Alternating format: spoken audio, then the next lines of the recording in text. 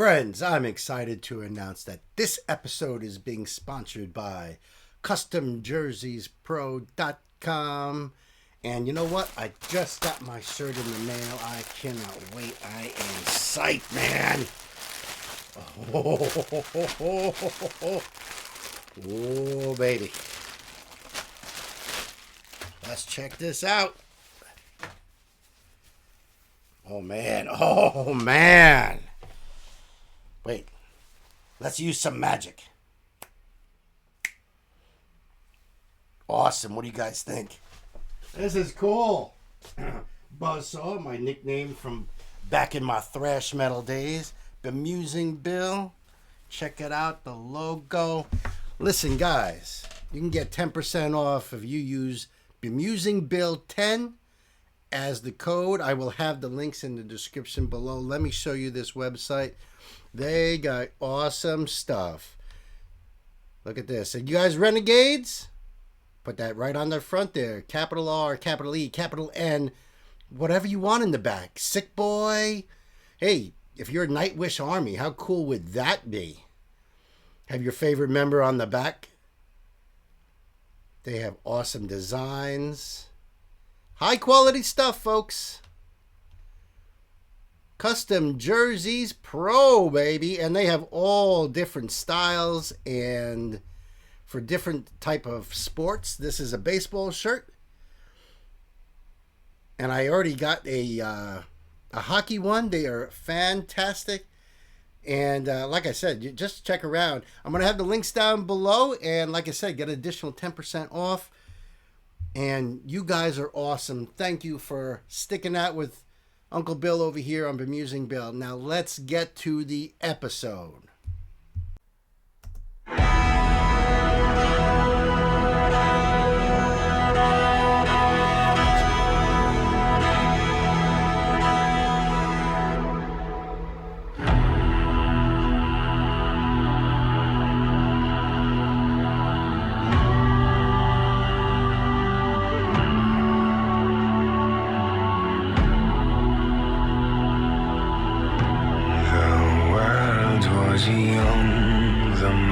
Oh my goodness, welcome back to Bemusing Bill.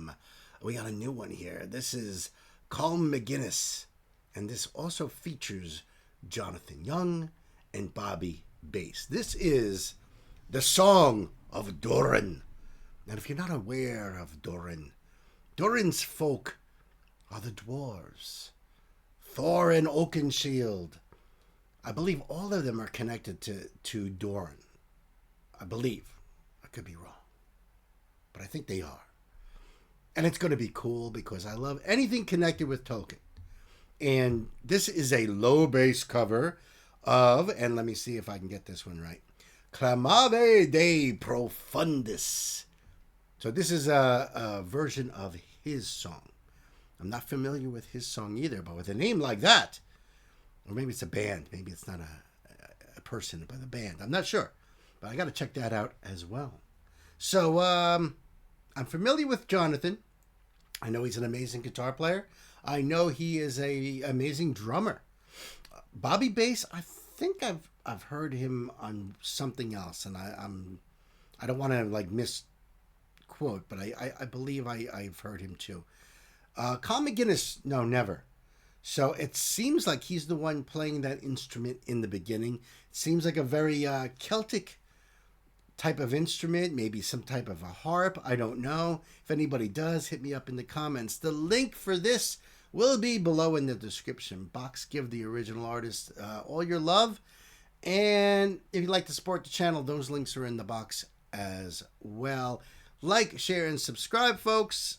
And let's start with that wonderful instrument again.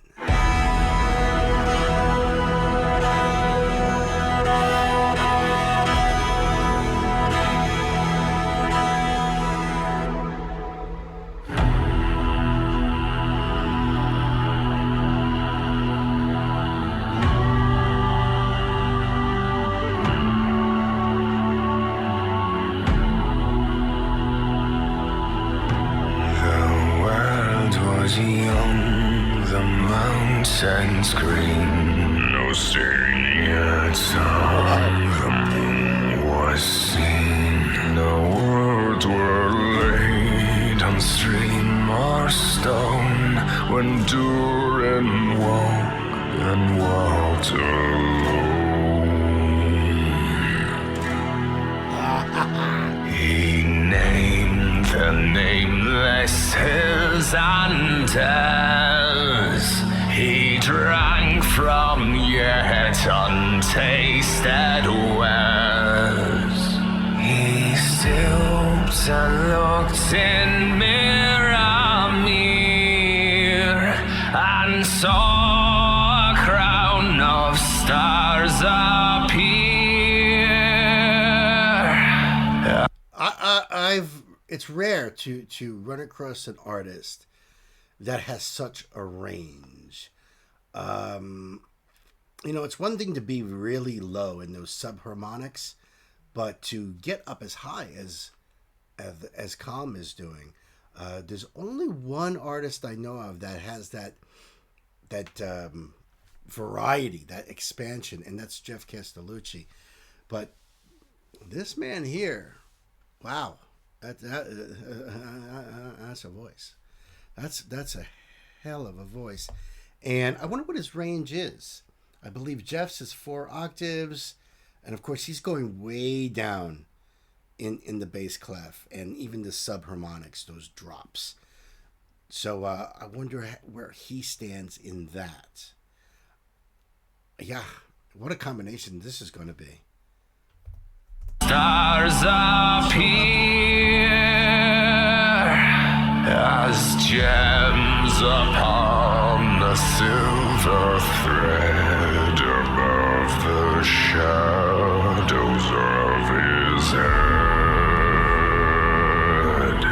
The world was fair, the mountains tall, in elder days before the fall of mighty kings in Nagathron and Gondolin, who now beyond the western seas have passed away.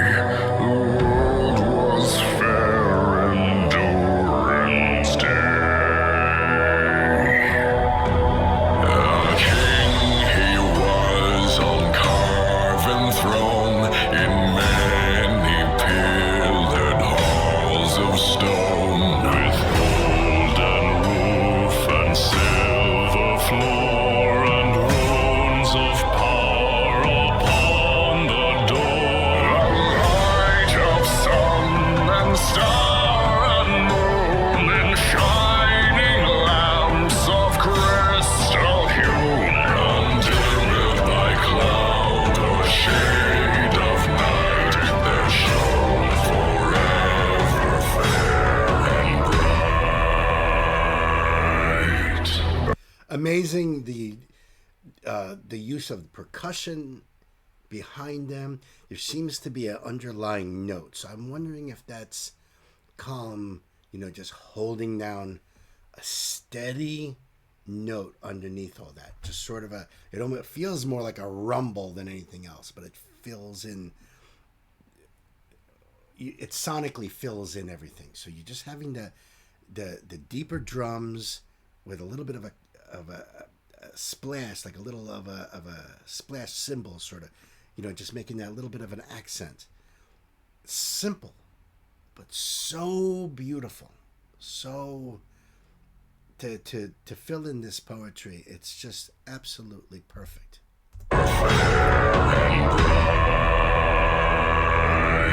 Stop. Around the anvil snow, their chisel clove and graver rolled. Their forged was blade and bound was hill. The delver mined, the mason built. Their arrow, pearl, and opal pale, and metal wrought like fishes' mail. Buckler and course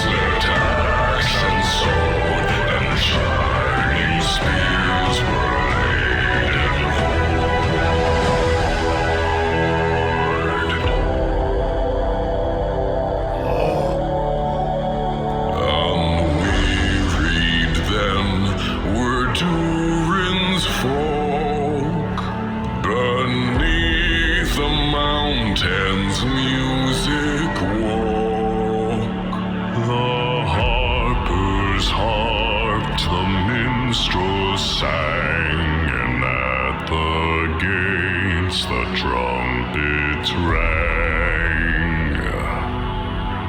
The world is gray, the mountains old, the forge's fire is ashen cool. No harp is rung, no hammer falls, the darkness dwells in Durin's hall. The shadow lies upon his tomb in Moria, in Khazad-dûm. But still the sunken stars appear in dark and windless Miramir. There lies his crown in water deep, till Durin wakes again from sleep. Wow. Makes me want some red meat right off the bone. This was awesome. This was so awesome.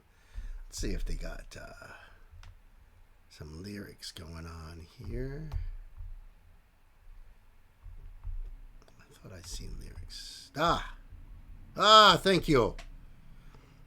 The world was young, the mountains green. No stain yet on the moon was seen. No words were laid on stream or stone when Durin woke and walked alone.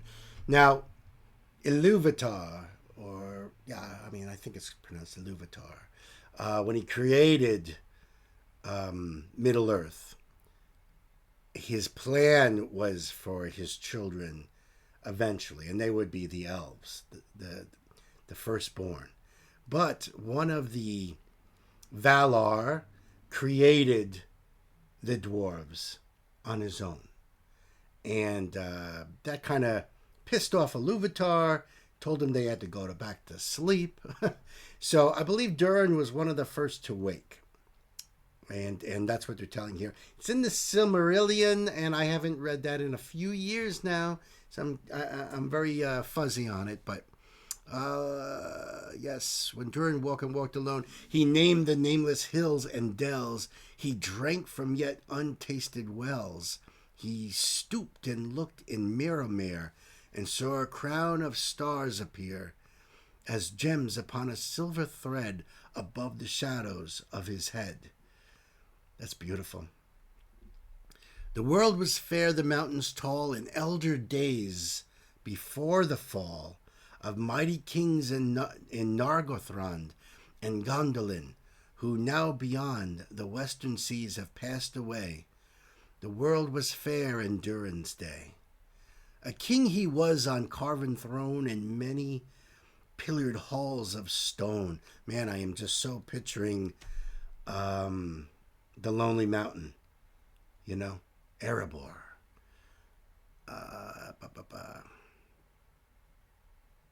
With golden roof and silver floor, and runes of power upon the door.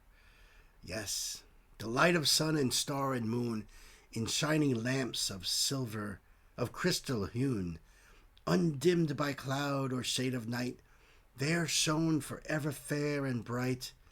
Their hammer on the anvil smote, their chisel clove, and graver wrote.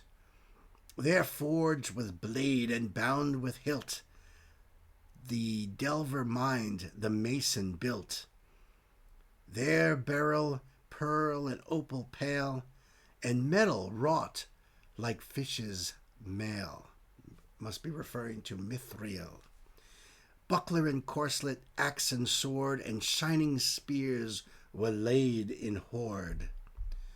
Unwearied then were Durin's folk.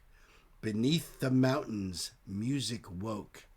The harper's harp the minstrel sang, and at the gates the trumpets rang. The world is gray, the mountains old, the forge's fire is ashen cold. No harp is rung, no hammer falls. The darkness dwells in Durin's halls. The shadow lies upon his tomb in Moria, in Khazad-dûm. But still the sunken stars appear in dark and windless Merimir. There lies his crown in deep water till Durin wakes again from sleep.